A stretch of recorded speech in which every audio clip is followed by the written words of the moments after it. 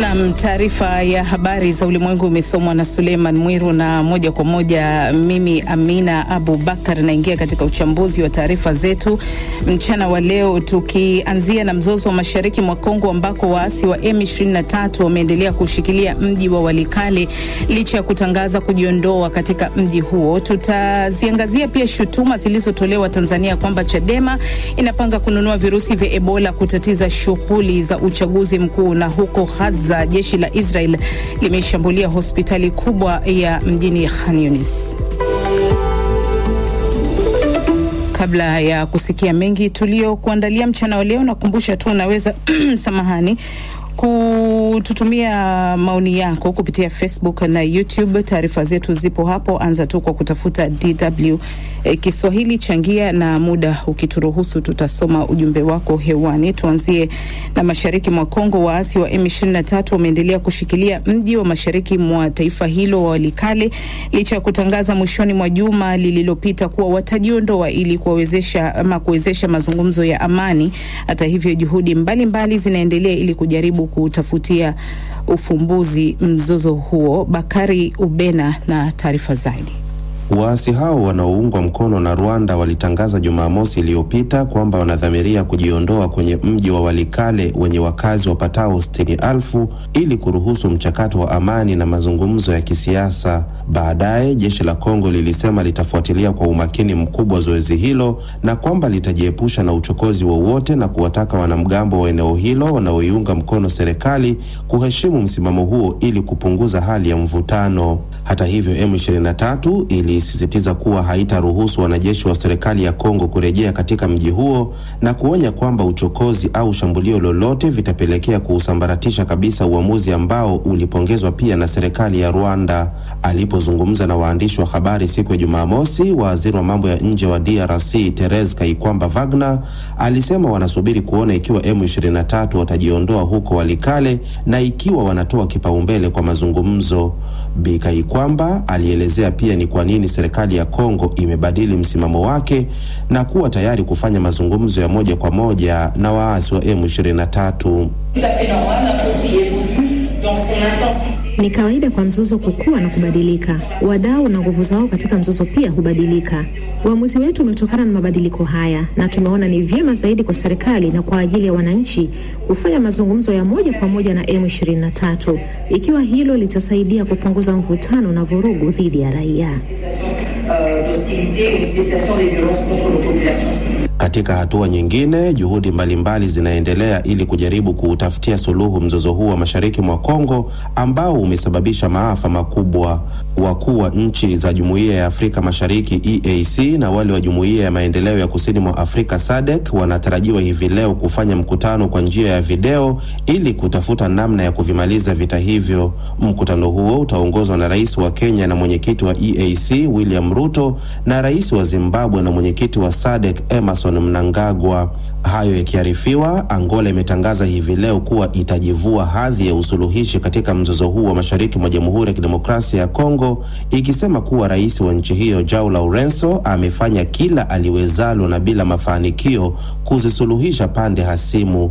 Taifa jingine la Afrika litatakiwa kupewa jukumu la kuongoza juhudi hizo za kuwezesha mazungumzo ya amani. Namni taarifa yake Bakari Ubena kuhusu mzozo huo mashariki mwa Kongo. Tuingie sasa Tanzania.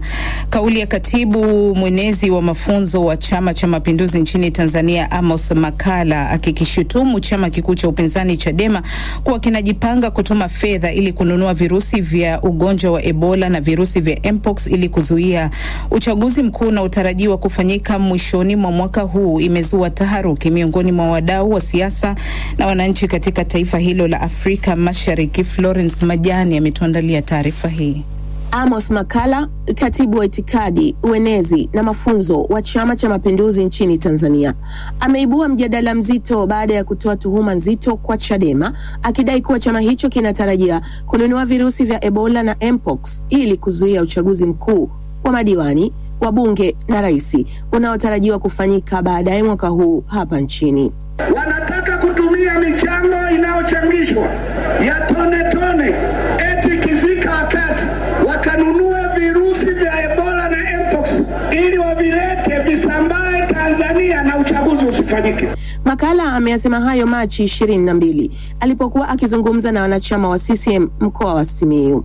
Mara baada ya kauli hiyo, wadau mbalimbali wa siasa wametoa maoni tofauti kuhusu kauli hiyo.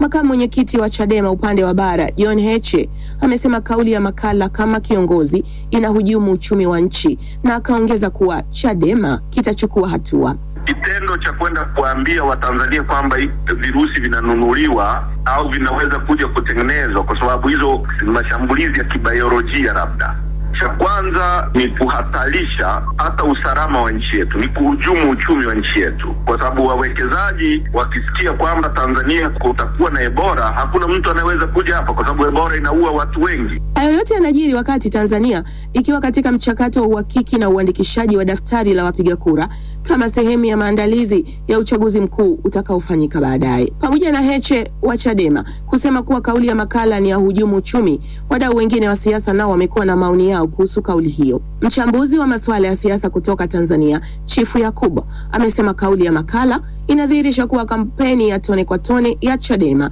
imeleta tija katika medani za siasa. Watu walidharau tone kwa tone ya Chadema, lakini inavyoonekana ni kwamba Watanzania huenda wakaielewa. Sasa lugha aliyotumia ni ya kuwahofisha Watanzania wasichangie misimamo ya chama hicho, wasichangie michango ya kifedha hali na mali. Februari 27 mwaka huu, Chadema ilizindua rasmi kampeni yake ya jukwaa la kidijitali ya kuchangisha fedha kwa ajili ya kuhamasisha malengo ya chama hicho ya kuzuia uchaguzi mkuu, ambayo kwa lugha ya Kiingereza imepewa jina la No Reform, No Election.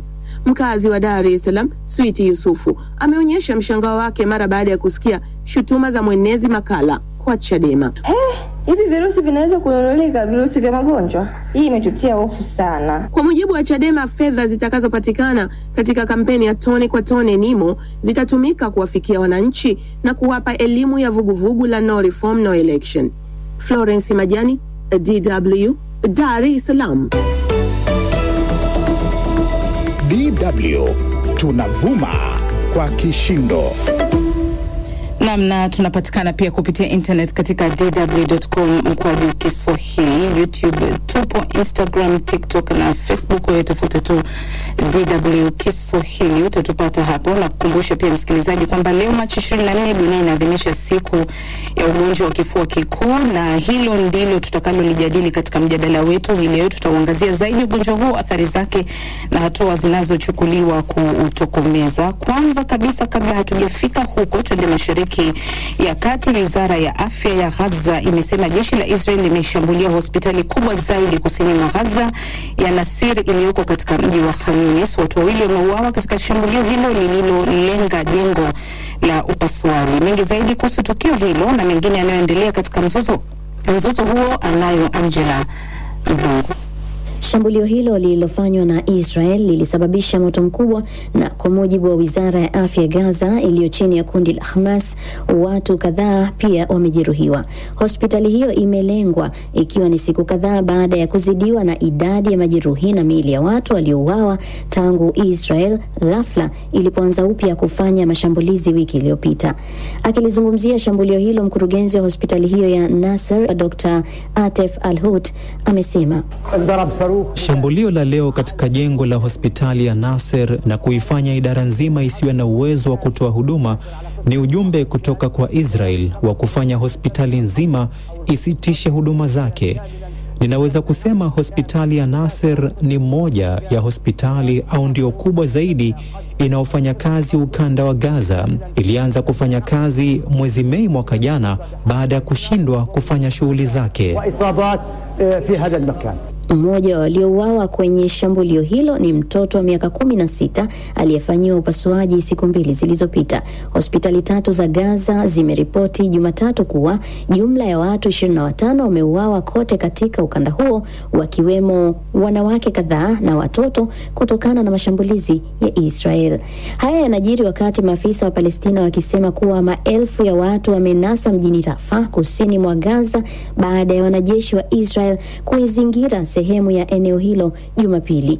Israel ilitoa amri ya watu kuondoka katika kitongoji cha Tel al-Sultan kupitia njia moja ya Muwasi kwa miguu. Maelfu ya watu wameondoka, lakini manispaa ya Rafa imesema leo kuwa bado wengi wamekwama.